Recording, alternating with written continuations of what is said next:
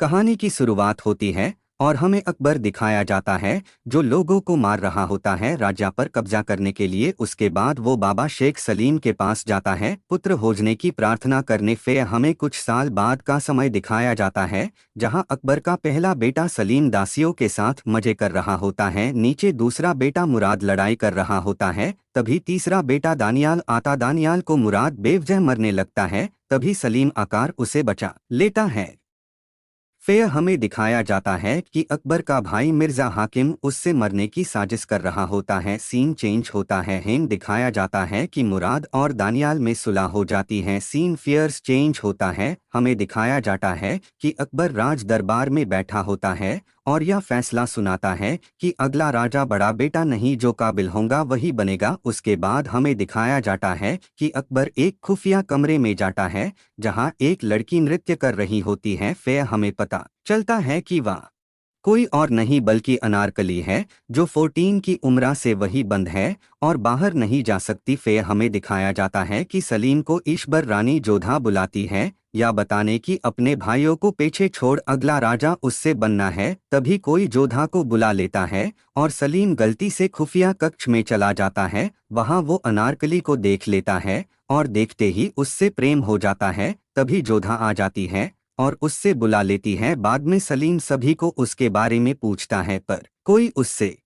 कुछ नहीं बताता है। सीन चेंज होता है। हमें मिर्जा हाकिम दिखाया जाता है जो जंग की बातें कर रहा होता है और इधर अकबर भी जंग की ही बातें कर रहा होता है। तभी उससे चक्कर आ जाता है। फिर हमें कुछ समय बाद दिखाया जाता है दरबार में अकबर तीनों पुत्रों के बीच मुकाबला रखवाता है जिसमें जो घोड़े को संभाल लेगा वो जंग की कमान संभालेगा। पहले दानियाल जाता है पर वो संभाल नहीं पाता और हार जाता है। फिर सलीम जाता जो संभाल लेता है पर खिड़की पे अनारकली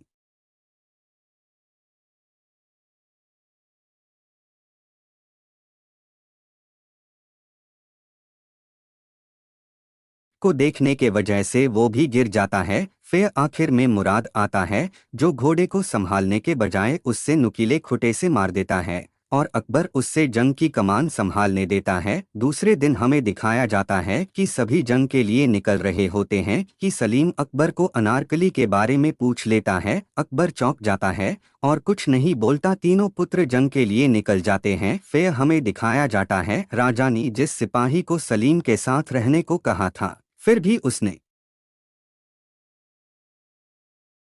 सलीम को अनारकली से मिलने दिया। इस वजह से अकबर सजा देता है और वो सिपाही मैगर मैक्स से भरी जिल में कूद जाता है। फिर सीन चेंज होता है। हमें दिखाया जाता है कि जंग की शुरुआत हो जाती है और थोड़े ही देर बाद मुराद की सेना दीवार तोड़ महल में घुस जाते हैं। इसे देख मिर्जा हाकिम मैदान छोड़कर भाग जाता है पर उसकी बहन नहीं भगती और खुद को सौंप देती है। फिर हमें दिखाया जाता है कि हाकिम भागते हुए दानियाल से टकरा जाता है जहां उससे पकड़ लिया जाता है पर मिर्जा हाकिम उससे अपनी बातों में फंसा के भाग जाता है। फिर रात को सभी अपने जीत का जश्न मना रहे होते हैं पर थोड़ी ही देर में सलीम और मुराद के बीच लड़ाई हो जाती है। दूसरे ही दिन अकबर भी काबुल पहुंच जाता है जिसमें उसके साथ अनारकली भी होती है। पहुंचते ही वो तीनों पुत्रों को बुलाता है जहां अकबर हाकिम के भाग जाने के लिए और आपस में झगड़ने के लिए उनके जगह से बर्खास्त करता है और काबुल की गड्डी अपनी बहन के हवाले कर देता है। सीन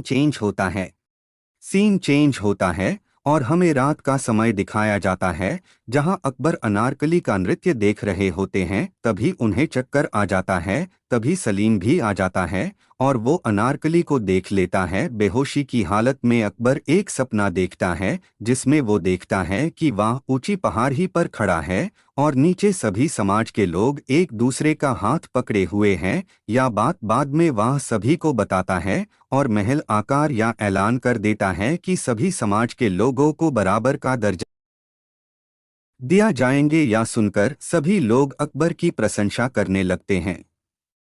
सीन चेंज होता है जहां हमें महाराणा प्रताप दिखाए जाते हैं जो अपनी जगह वापस कब्जे में लेने आए होते हैं। सीन वापस से चेंज होता है और हमें सलीम दिखाया जाता है जो अनारकली से मिलने जाता है उसके कमरे में, पर अनारकली उससे मना कर रही होती है क्योंकि उससे लगता है कि अकबर को पता चला तो इसका अंजाम बुरा होगा। दूसरी तरफ हमें दिखाया जाता है कि अकबर की ड्रिंक में कोई जहर मिला देता है, पर अकबर के पीने से पहले दासी उससे पी लेती है और अकबर बच जाता है, पर वो अपनी सलामत की बात किसी को भी बताने से मना करता है और इसकी जांच करने की आज्ञा देता है। सबसे पहले पूछताछ तीनों रानियों से की जाती है। पहले तो वो मना कर देती है, पर फिर पूछताछ के लिए मान जाती है। सीन चेंज होता है और हमें दिखाया जाता है कि शरबत बनाने वाले को मारकर पूछताछ की जा रही होती है, पर वो कहता है कि उससे इस बारे में कुछ नहीं पता। बाद में पूछताछ अकबर के तीनों बेटों से भी की जाती है,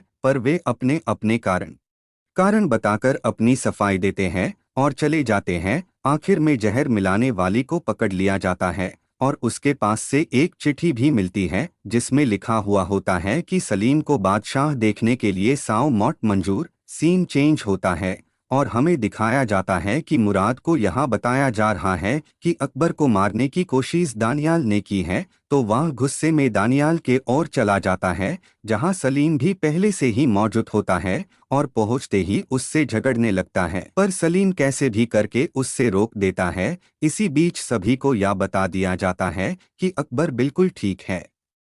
सीन चेंज होता है और हमें दिखाया जाता है अकबर यह फैसला सुना देता है कि तीनों पुत्रों को एक दूसरे से दूर रखा जाएंगे ताकि वह फेर ना झगड़े और जिम्मेदार बने। इसी बीच वह सलीम की शादी भी मान सिंह की बहन से करवाने का फैसला कर देता है। दूसरी ओर हमें दिखाया जाता है कि जोधा कैसे भी करके सलीम को शादी के लिए मना लेती है और सलीम मान भी जाता है।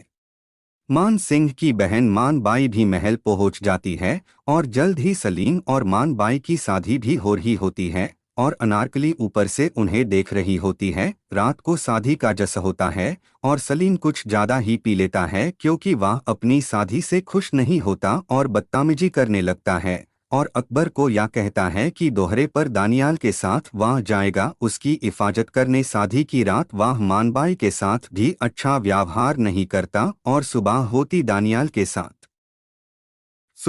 ही दानियाल के साथ निकलने वाला होता है, पर जाते वक्त खिड़की की ओर टियर मारकर एक चिट्ठी अनारकली को दे देता है और यही 5वां एपिसोड भी खत्म हो जाता है।